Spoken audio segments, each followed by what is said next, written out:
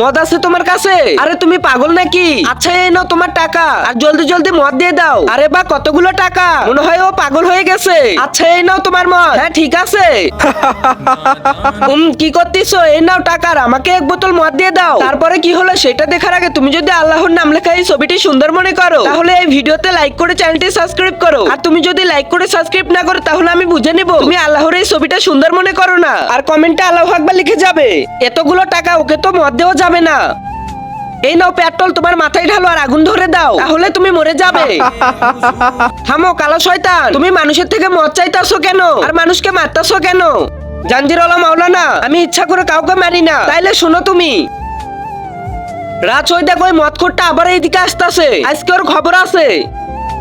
আব্বে কতদিন হয়ে গেল, আমার টাকা দিবি কবে? ভাই তোমার টাকা আমি আগামীকালই দিব। 2 বছর হচ্ছে, তোর আর টাকা দিতে হবে না।